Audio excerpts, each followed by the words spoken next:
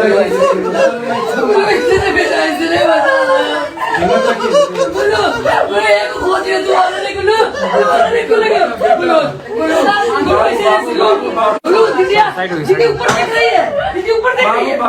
बेटा बेटा बेटा सुना, बेटा सुना, बेटा बेटा बेटा बेटा बेटू सुना, बेटा बेटा बेटा बेटी लोग मर जाएंगे।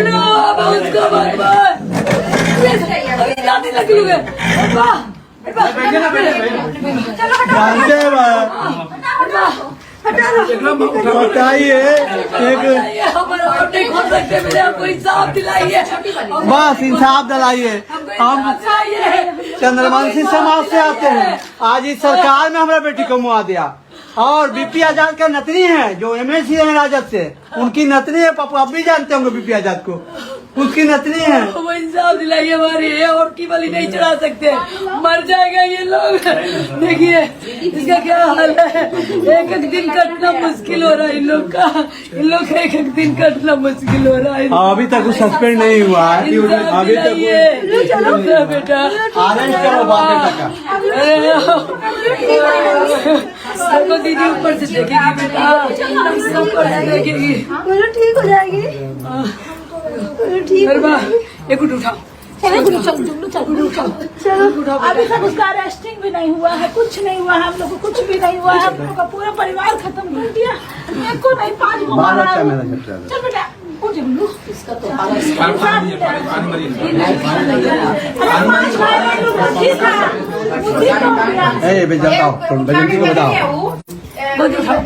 पानी दो, बाटली दो, पानी दो। ये सबसे छोटी खाई नहीं ना है, 3-4 दिन से पानी से इसका हालत बहुत खराब है। 5 मुट्ठी था उसका, मुट्ठी टूट गया। 5 मुट्ठी था मेरे भैया का, 5 भाई 4 बेटी 1 बेटा है। 5 मुट्ठी हम लोग कहते थे कि तुम लोग 5 मुट्ठी हो, हम लोग को मुट्ठी तोड़ दिया। हमको बचाए, हम लोग को इंसाफ चाहिए, हम लोग को इंसाफ चाहिए। प्लीज सरकार से मैं यही गुहार है कि प्लीज हम लोग के लिए इंसाफ कीजिए। मेरा पूरा परिवार खत्म कर दिया। देखिए एक बार हम लोग को अभी तक इंसाफ नहीं मिला, उसको कोई अरेस्टिंग नहीं हुआ है, उसको अरेस्ट किया जाए।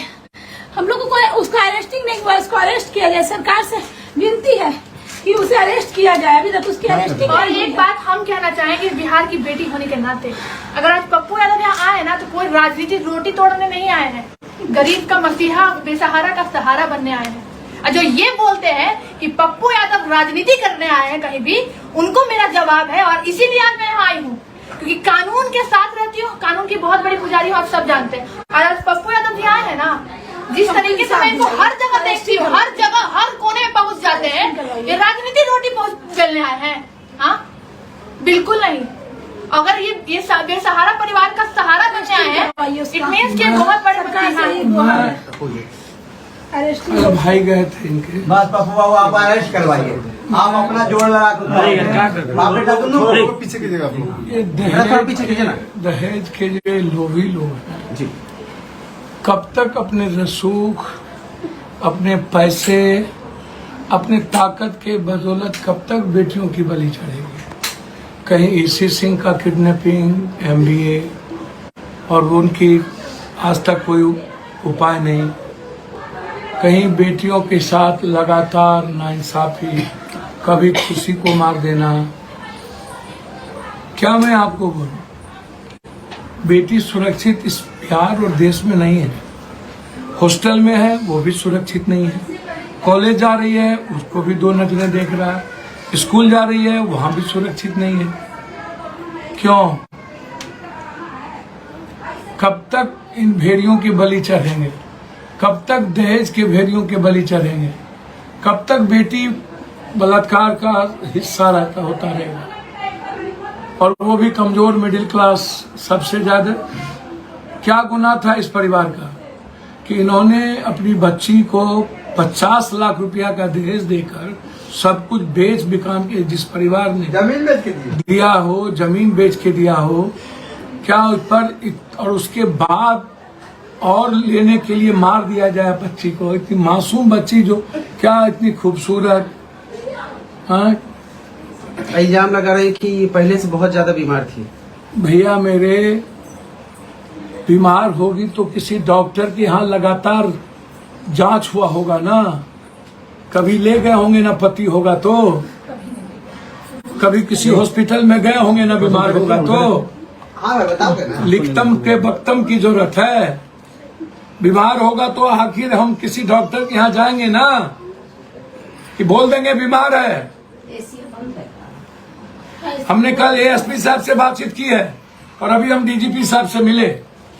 सर नहीं छूटेंगे, जज हो या कोई, मैं बहुत क्लियर कह रहा हूं।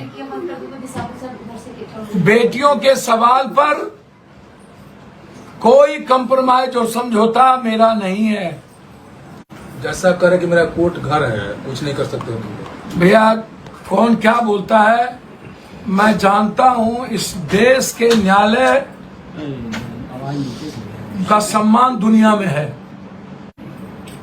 किसी एक व्यक्ति के गलत के कारण देश के न्यायालय को कटघरे में यह व्यक्ति नहीं खड़ा कर सकता। जरूरत पड़ेगी तो इस व्यक्ति के खिलाफ हाई कोर्ट भी जाएंगे, सुप्रीम कोर्ट भी जाएंगे। पहले इस व्यक्ति के खिलाफ मैंने परिवार को कहा है कि जो केस यहां से गलत थाने में जाकर के एंट्री हुई है, पहले सीजीएम को आप अविलंब एप्लीकेशन दीजिए कि मेरा केस हमारे थाने में भेजा जाए। पहला।